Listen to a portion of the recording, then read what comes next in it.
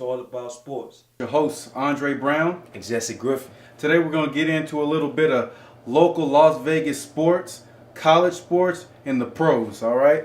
Now we're going to start off with this kid, Shaquille Powell, from Bishop Gorman, running back. Tell me what you think about the kid. Man, this kid is a football player.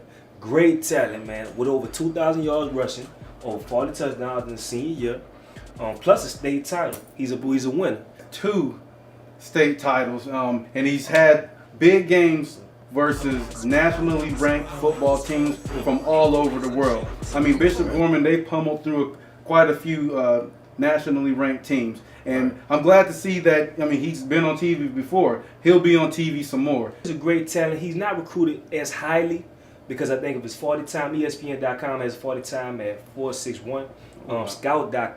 Scout.com had him at 4.55. Speed, that can be overrated. If you got great vision and you stay healthy, you're going to be successful. Next topic we want to talk about is this kid named Shabazz Muhammad. He's actually a basketball player. He also goes to Bishop Gorman.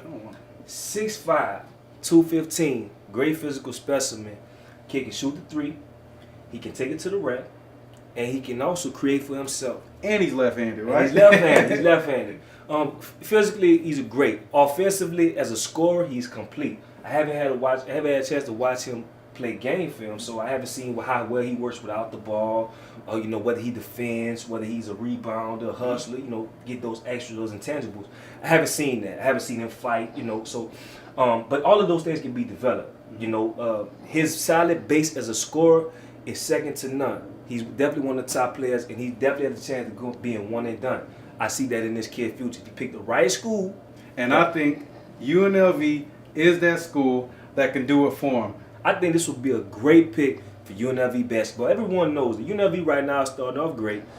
They had quite a few years in which they were real down the program, but these last couple years have been good years. Solid wins. They made the tournament, I believe. The last 3 years? Yeah, yes, yeah. About the last 3 years or so. So they're in good shape. This kid can take that UNLV program to the next level. Stadium just for the basketball players. I think it's a practice facility, and it got all the amenities there. It's something big they're doing for the basketball team that Lon Kruger built for them. And I think that's just a next step to UNLV basketball team becoming a premier program again. We want to talk about the BCS. My personal opinion is that the BCS system is a little flawed. LSU, by right now, is the best team by far. Yes. It looks stats-wise, and they're playing the amount of competition they beat for top 25 teams. And two of those teams was in the top 3, with them being number 1. So, and they never lost. They haven't lost. So they're definitely deserving. But everyone behind that is a little skeptical. I believe that there should be a playoff system to throw it up. Whoever's the best will prove it at the end. How you feel?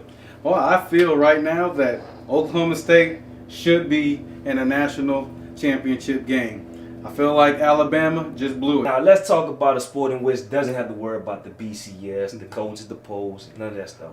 The big boys, the NFL. Now, right now we're noticing that there are a lot of flags being pulled for illegal hits, helmet to helmet, and hits on defensive receivers. What's your take on it?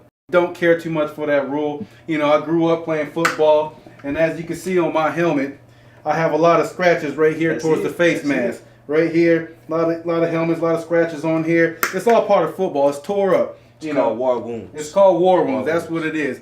I was taught to keep your head on a swivel. Keep your head on a swivel. If you can't do that, you should be off playing another sport, maybe baseball. First and foremost, I'm off player safety, and I do agree with the helmet-to-helmet contacts because, there are a lot of players that, 10, 20 years after they struggle with neurological problems, and motor issues due to the contact that they have made in the football. But at the same time, this is football. This is why we love the game. Mm-hmm. This is what made the game. This is why we love. This is what the fans paid $9.9 billion last year to see. So, as far as the hits to defensive receiver, that's what the game is about. If you go back and ask the legends, Michael Irvin, Jerry Rice, all the legends, they tell you that that's football. That's how football is played, and that's how we should keep it. That's all we have today. I've been Jesse Griffin. Andre Brown. This is all about sports.